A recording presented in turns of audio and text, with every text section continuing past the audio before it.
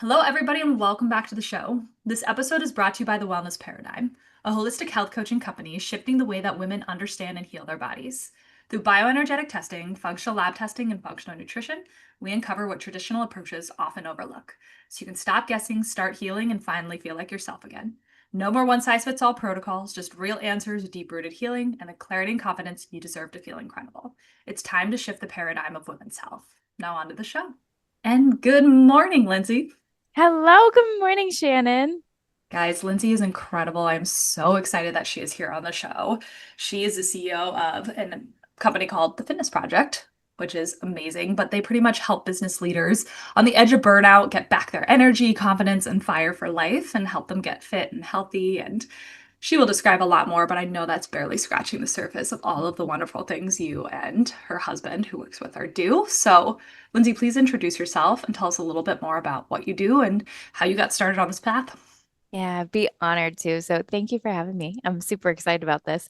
Yeah.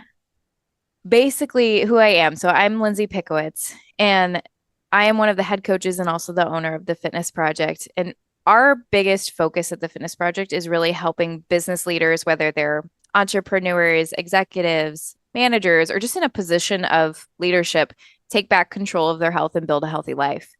Because at the end of the day, everyone, at least in our space, wants to lose weight or they want to get fit, they want to build muscle. But at the end of the day, it's not just the outcome of a change of body composition or a scale number that matters. It's your ability to show up in your fullest capacity, to not feel overwhelmed, but to feel capable, to not feel burnt out, but to feel energized by everything that you're doing. You're giving and receiving. Most of the clients we work with tend to get to the point where they've put themselves on the back burner for so long that Mm. prioritizing themselves, although they want it, it feels distant, it feels like a dream, Yeah. something that they're just uncomfortable with at this point.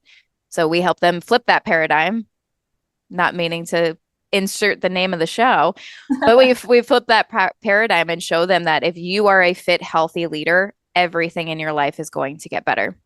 When you show up at your best, mentally on your game, physically on point and full of energy, you can't help but grow your business. You can't help but be a better parent for your children. You can't help but be a better spouse and be in a better marriage. So that's really our shtick and our focus. And it's been very rewarding. It's for the last, this company has been in place since 2019, technically. So about 6 years at the point where we're recording this. It's been an Wow. adventure. Mm-hmm. Wow. Yes, being an entrepreneur is an adventure, To but say the that's so least. true. It's so important, and I think people feel guilty. They think they're taking away from their business and their family. And it's like, no, you're adding to this. Like, you don't realize how much brain fog you have, how much, confidence you're lacking, and, how your adrenals are really shut down for most of them too, and it's like you can go, go, go for so long, but eventually it's going to catch up, Mm-hmm. and you show up better for every single person in your life when you feel better. It's just Absolutely. the reality. What would you say are probably the biggest things that leaders and people come in, really wanting to achieve when they hire you guys? Yeah, I mean the first thing that people want to achieve is they want to feel better in their body. Like Yeah. they're it's the most painful thorn in their side, right? If we're putting it that way. It's that is the top of mind surface level thing. That's an obvious yes. And then what's right directly underneath it is their energy, Yeah. right? It's their energy because every morning you're reminded that you don't feel good in your body when you wake up and you have to put clothes on. And then what I see a lot is every evening, like when your head hits the pillow, it's not that you're thinking about your body, but you're thinking about everything you didn't accomplish today. Mm, And you're thinking to yourself, I I definitely should have done at least something. I could have done a workout. I could have had a healthier dinner. I could have accomplished my key result today. I just got so distracted. And it's this whole cloud of feeling ineffective, but yet so busy and tired that it just feels like there's nowhere to go. hmm Right. And so all they end up doing is just beating themselves up and feeling hmm like they are the problem instead of seeing that, hey, you're stuck in a pattern. You're stuck in what's comfortable. You're stuck in a flow. So we have to break that pattern for you to get back to feeling like yourself again, you know? And that's an important thing is like it's not a you're stuck in a pattern and these patterns can change, but you have to be aware of them. And I think you and Brian do a really good job at the mindset aspect of this. It's like bringing awareness to all the things that are holding you back. It's not your willpower, it's not your discipline. It's usually the fact your body's stuck in burnout and it can't accomplish all these things because it's tired and you're stuck in the same, negative mindset or poop loops, that are keeping you stuck, right? Which I would love for you to have a little bit on the mindset aspect. Mhm. What are the biggest kind of mindset blocks that you're having to actively work through? Probably every day. Yeah. Pretty much every day. And what I want to maybe preface this with is everyone feels like they are a crazy person. And I will say, if I'm going to share some of the high level, most common mindset blocks and patterns, and if you fall in one of these, the thing you want to remember is you are absolutely not alone. You are not crazy. You are not the only one.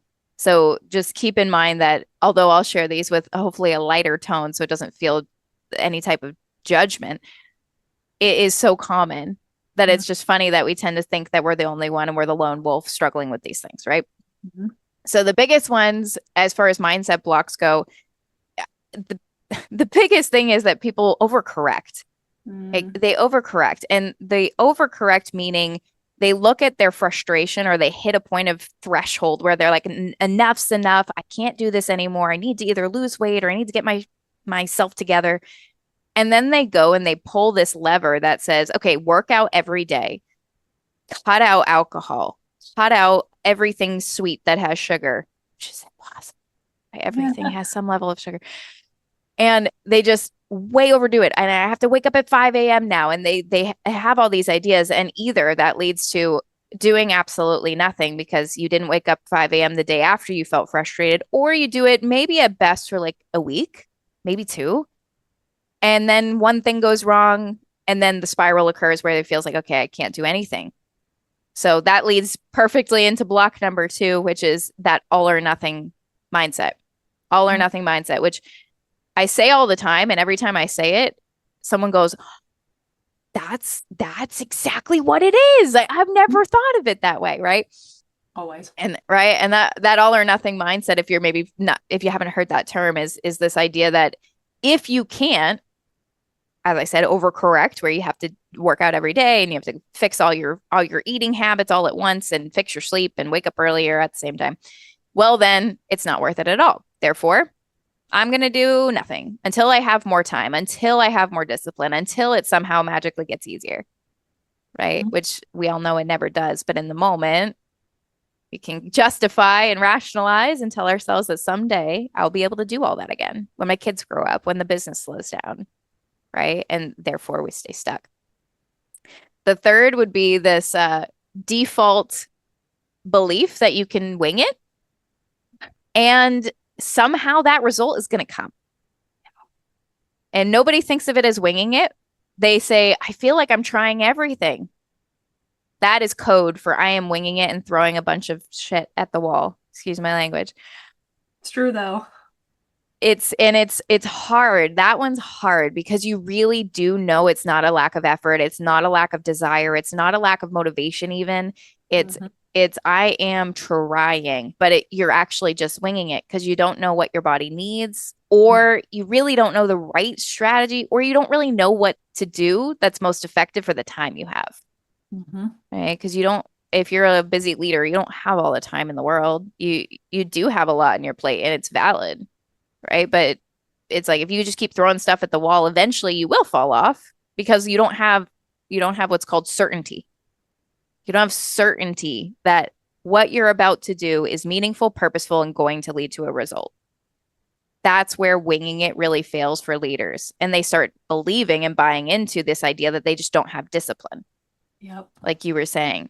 It's like, it's not that you don't have discipline, because clearly you are successful in business. Clearly you are a successful parent. Your children are alive and thriving, right?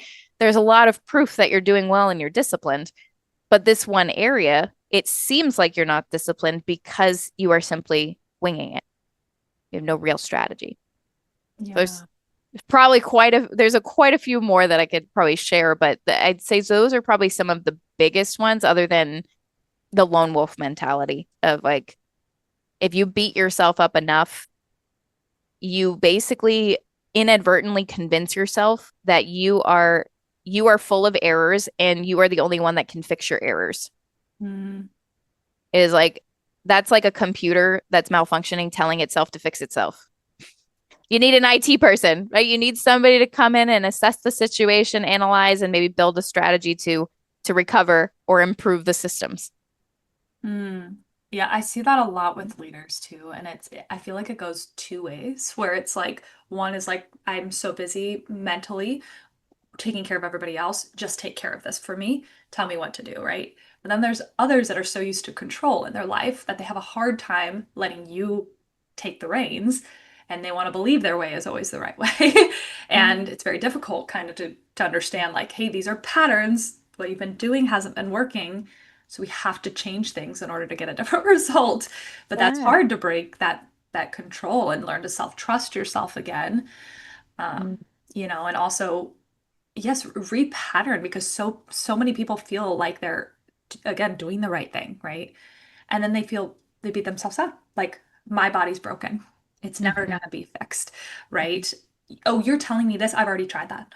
It's like, mhm, maybe trying it a different way with a mhm. new mental, mindset behind it, maybe a slightly different strategy, Mm, but very true. I see that happen all the time too. Yeah. Or they feel like adding someone to their team is actually admitting failure, Mm-hmm. Yeah. right? And that's the block is I don't want to admit that I can't do this myself because there's part of me that wants to believe that I actually can. And it's like you actually don't have to believe that you can't in order to get help.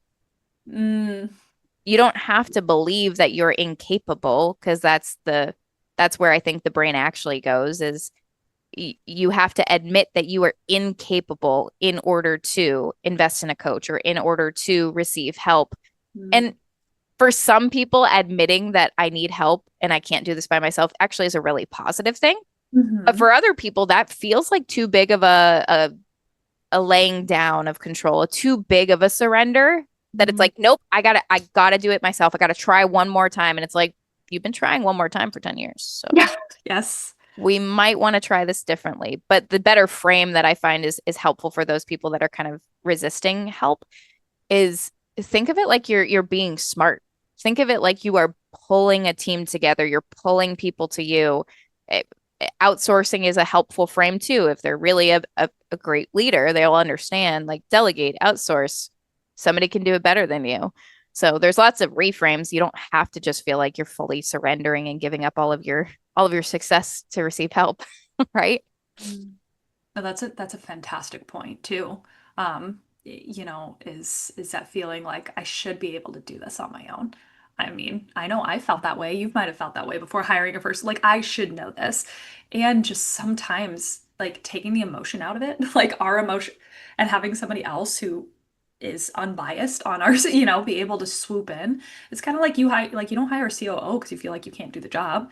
You just want somebody to support you and do it better and also take the load off your plate, you know? Totally. It's like same with a marketing manager. Like, that's their job. Like, you're not going to hire them to, groom your pet, right? We all have our own, things that we're specialized in, and we don't have to be the best at everything. But So that's true. hard, especially if you're a business leader, is you want to be the best at everything. You want to wear all the hats, and that's also exhausting. And again, I'm going to lead it to say again, many business leaders who are not seeing a lot of results that they want, their body is stuck in burnout mode, right? Like, and at some point, you can't out diet and out exercise your way. You got to address a lot of these stress patterns, mindset. Mhm. So then all the other stuff becomes easier. It shouldn't feel Mm. so hard. Yeah. Doing less sometimes is far more effective than trying to do more. Yes, but that is probably the hardest conversation to have with people. I think it's one of the harder ones. Like, Yeah. slow down. Where do you see it being difficult? Where do you see the resistance to that idea? Though that people don't think that's the answer. Mm. Like, so many people overtraining, under eating that have been doing it for so long that are like, the answer cannot be to eat more and to work out less. Like, that's wrong. Like, there has to be something else. That seems too easy. But it's Mm. also like reframing that less can be more. You don't have to do. I know you've been doing that probably since you were a child. So we're having to reframe things that are not easy because this isn't something that happened a year or two ago. Usually this is your inner child screaming about perfectionism and, I have to be the best and best means more.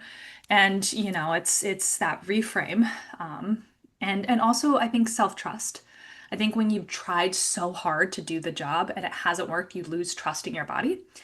And then, that trust, you don't trust yourself to do less too. You think I'm just going to blow up like a balloon or everything's going to go downhill when I take a step back. Like, Hmm. but you've been taking 10 steps forward for years and how's that it's not Is that working, working for you? Hmm. So that's where I personally find one of the harder things to have with these kind of levels of clients too is the step back and to understand again nervous system. I do something unique with bioresonance testing, so I can literally see trauma patterns, nervous system, and be like, we've been talking about this and we're seeing it on the labs on this. And yet it's like, so do I need a parasite cleanse? Is that the answer? Like, no. It's people try to find problems, unfortunately, right? It's like, this is too easy. There has to be something wrong with me. Hmm. Do you find that? I find it depends on, honestly, it depends on how many inputs they've received, Mm, meaning how many opinions. And I would say that there's two things. Depends on their inputs and it depends on their level of self-awareness. yeah. Because if you are if you are lacking self-awareness, meaning you don't really know why you're believing what you're believing, you're not really sure, you just kind of hear what people say and you go with it, right? Mm, There's no discernment or questioning, which I've been there. So it's where we all start there. totally. But if you don't have a lot of self-awareness and or discernment is maybe a better word, and you've received a lot of inputs that almost feel like they've jerked you in different directions or incited fear, then I see that pattern of there is definitely something wrong with me. There has to be something else. It can't just be that I'm stressed. It can't be.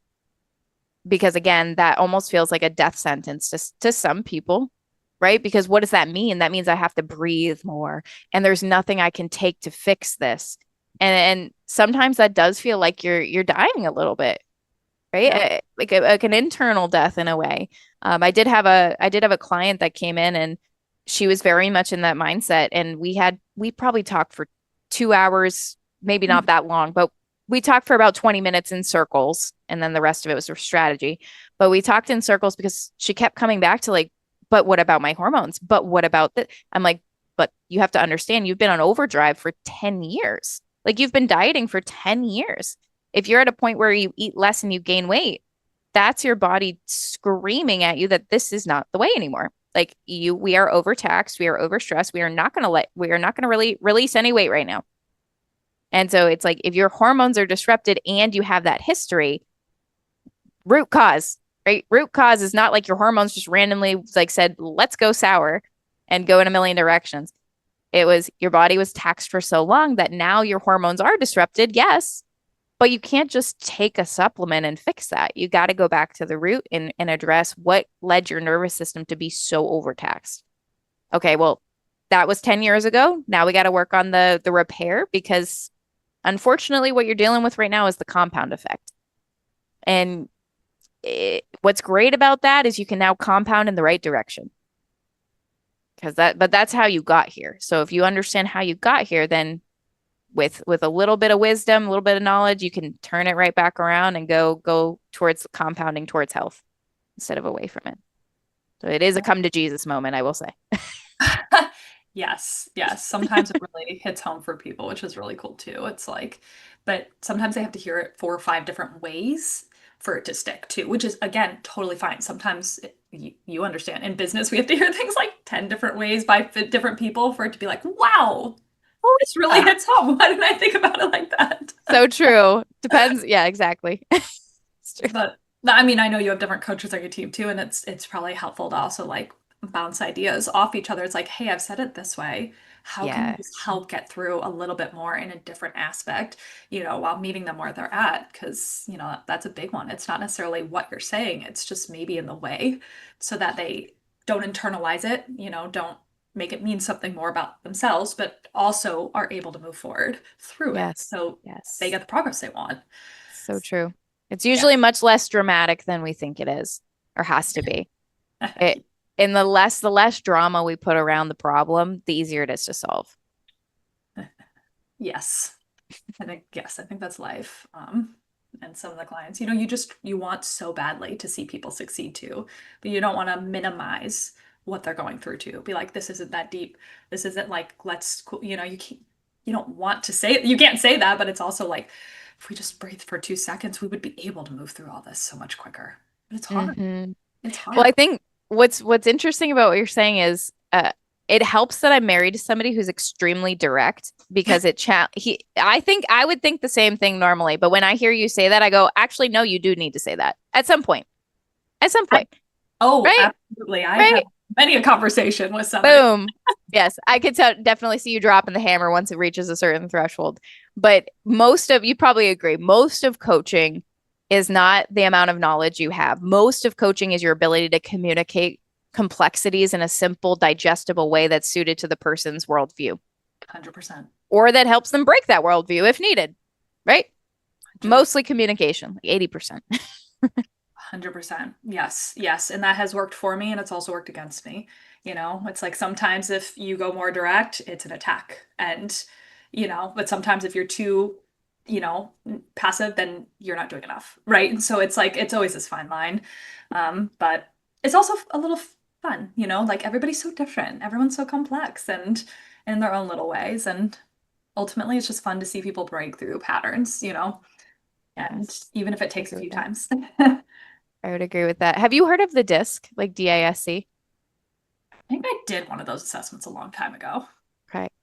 like There's years. a there's a really great book that's not just the test. It's called the Four People Types. Hmm. Most of our coaching, sales, coaching and sales, and maybe internal communication too, like how we develop staff or employees, it all starts with the DISC Hmm. because the DISC it's just what I've found to be the simplest, most reliable way to understand the type of communication somebody needs to receive a breakthrough. Hmm.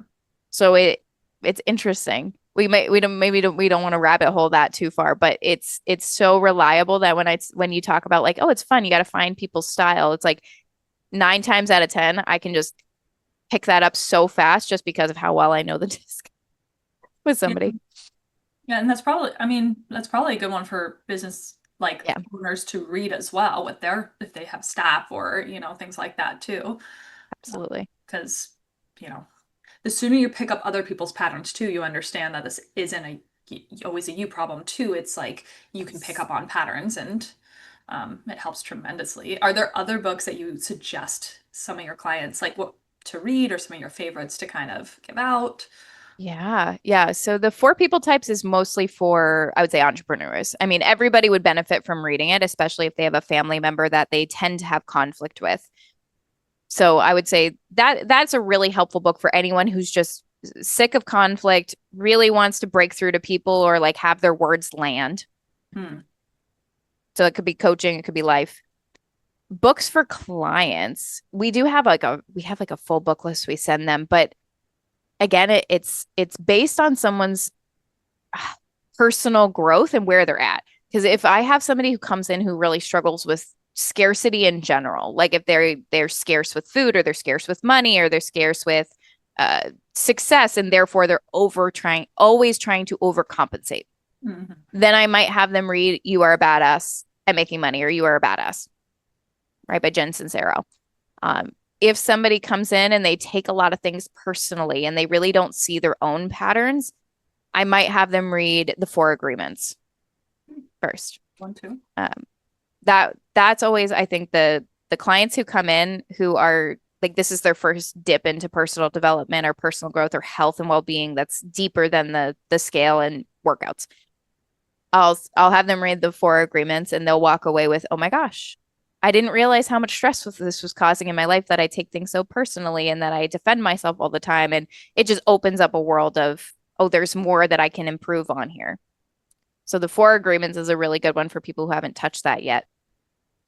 For people who are struggling with anxiety, overwhelm, a lot of mental chatter or noise, I'll say The Untethered Soul Mm, got that one o- too. or Breaking the Habit of Being Yourself. Mm, Those two are really great for learning how to separate yourself from your thoughts and your emotions. Those are probably some of my biggest ones. There's a lot of great like fitness and health, relationship with food, Turning Off the Tap. Really great book for people who have a disordered eating history.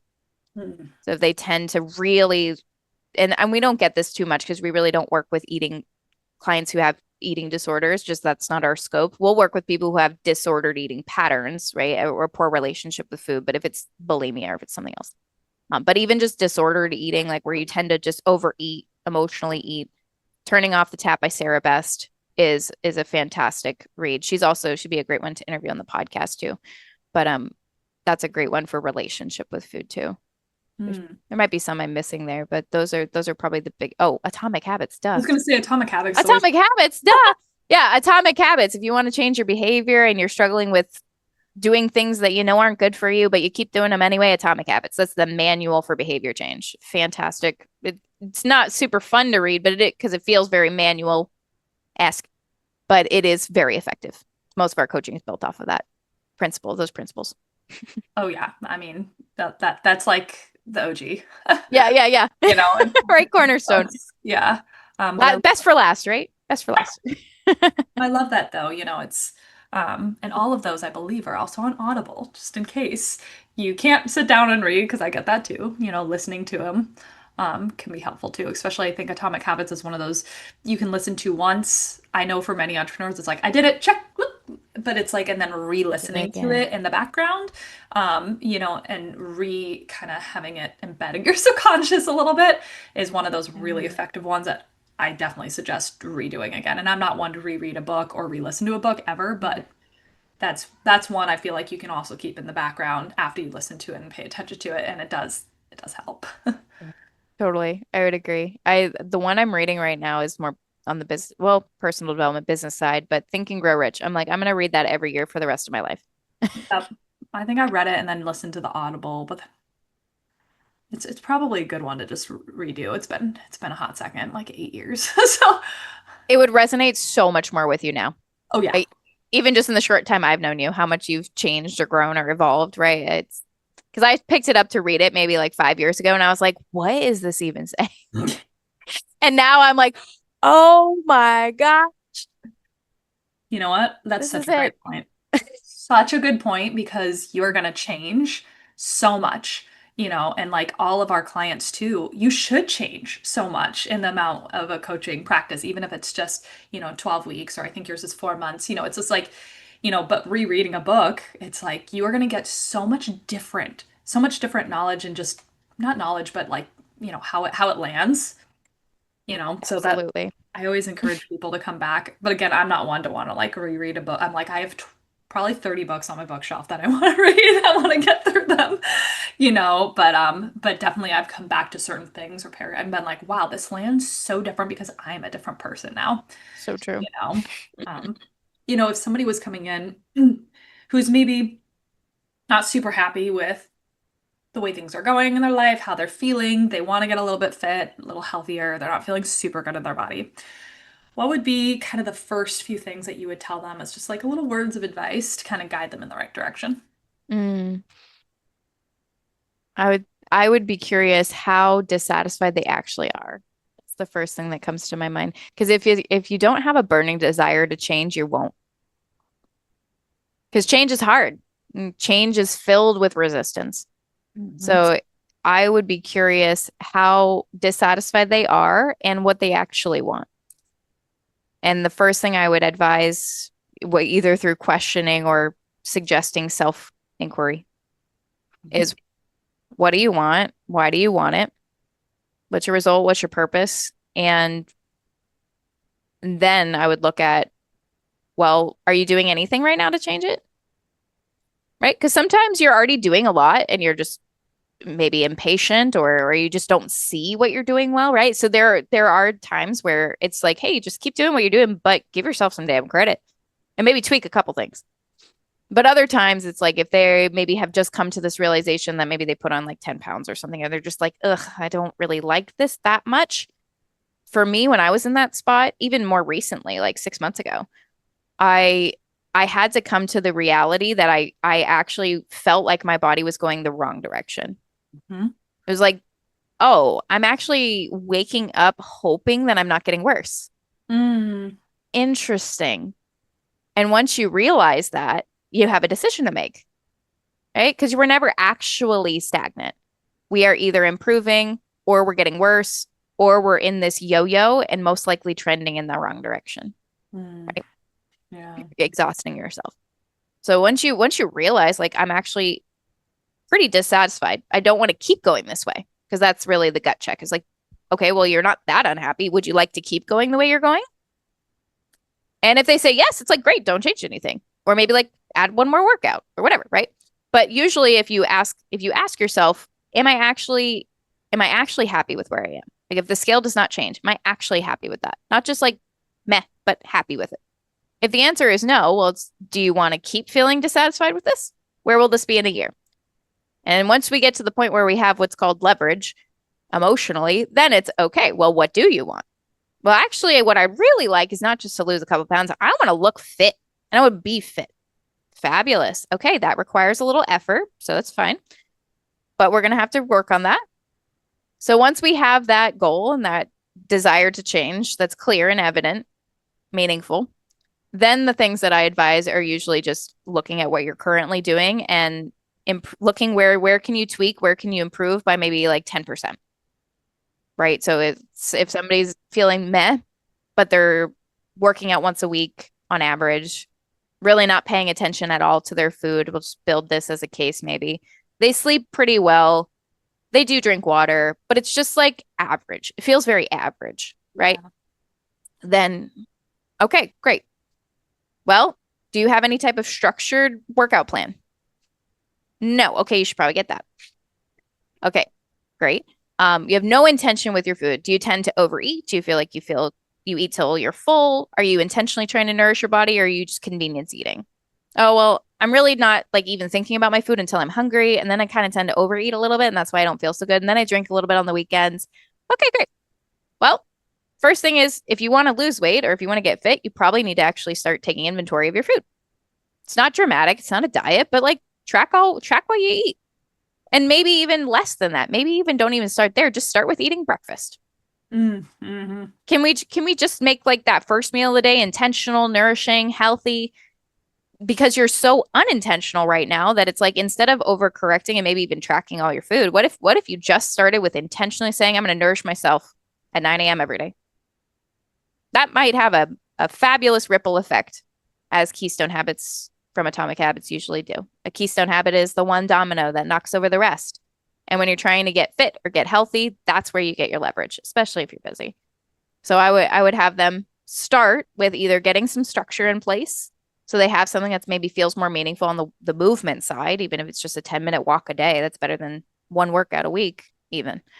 Um, and I would help them figure out what's the one keystone habit that's going to make them wake up and feel like I'm being intentional. I'm nourishing myself. I'm taking care of me. And then I would say, hey, just do that for 2 weeks. See how you feel. And then build on it. But don't fix everything all at once. Yeah, that's a hard one. We want to do it all. Always. Yeah. But yeah, that's where I mean it's simple, but that's the realistic where you begin. If you're already really fit, but you're just not giving yourself credit, well then again, just define a goal, define why you're dissatisfied and make sure you check with yourself. Is what you want realistic? Is it doable? Is it important enough to you? Mm. Then go freaking do it. Like own the goal. Stop measuring down because that's what I see a lot of people do too is like especially when they're not that bad, quote unquote.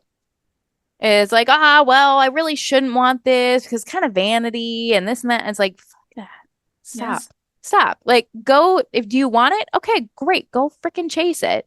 And if Mm. you don't know what to do, go hire a coach. Like I'm very direct to those people. I don't care if it's me or Shannon or whomever, but hire somebody who's going to kick your butt and make it real, right?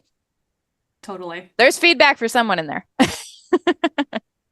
No, I love that because I mean, the reality is too, you mentioned like it's basic works. And I think so often we get so lost in the weeds of the crazy things that we see on social media or all of the like fine tuning, like, oh, I need to drink this elixir in the morning because this is it's like, but okay, let's are you getting 5 hours of sleep a night and then running on coffee and more? Like, let's strip this back, right? You Mm. know, basics work. And I love what you said too. Validate your goals. Go after them. It doesn't matter how big or small it is, you know, like you want to be, do, look a certain way? Hell yeah. Mhm. You Let's can go. do anything you want. Let's go for it, you know?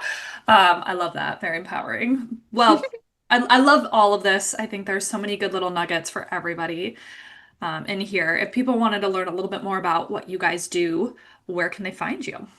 Yeah, so the best place right now is to find us on Facebook. And Facebook is where we tend to put most of our content outside of YouTube, and even YouTube ends up on Facebook. So Facebook is the Fitness Project Co. There is another fitness project out there. We are not a chain of gyms in Texas. We are the Fitness Oh, Project Co. on Facebook, and we have free Facebook groups. We have a bunch of resources there for people, regardless of whether or not they're clients. And then YouTube, we're the Fitness Project, just plain old the Fitness Project, and that's where we put our podcasts. We put lots of content, videos around mindset, nutrition training for business leaders. So those two are the best places to find us. And I'm Lindsay Pickowicz, so you can certainly find me on Facebook, Instagram. There is not another Lindsay Pickowicz that I know of, so that's good because Brian's family is massive, but nobody's named Lindsay, so that's good. amazing, guys. I will put that down in the show notes so you guys can find her and her awesome company and definitely reach out if you guys are feeling called. And if you're feeling called too, I know she's having an in-person thing in November, right? Yes, yes, we are hosting Fit to Lead, the live experience. Fit to Lead is like our flagship experience, our program that most people start with. But we're doing Fit to Lead, the live experience, and it's a 2-day health and personal development retreat. And it's going to Mm. be hosted in New Hampshire. And you can imagine it's going to be woven with like morning options for movement, a little bit of workshopping around like the internal growth side, emotions, mindset, health. You'll have the best food, health wise, nourishing. You'll have breaks to move and walk and take care of yourself, lots of connection and community, and it'll be a really great time. Middle November, 14th and 15th in New Hampshire. Ah, awesome. It's gonna be such a great experience. Mm. Um, well, thank you for being here. I so appreciate your time and wisdom. And thank you, listeners, of course, for being here too. Definitely share this if you guys feel like somebody needs to hear it, which I'm sure there are a few. Um, and we'll catch you guys on the next show. Thank you, Lindsay, for being here. Happy to do it. And thank you guys for tuning in and listening. It was a pleasure to reach your ears, and hopefully this resonated or gave you some encouragement today. 100%. Good stuff.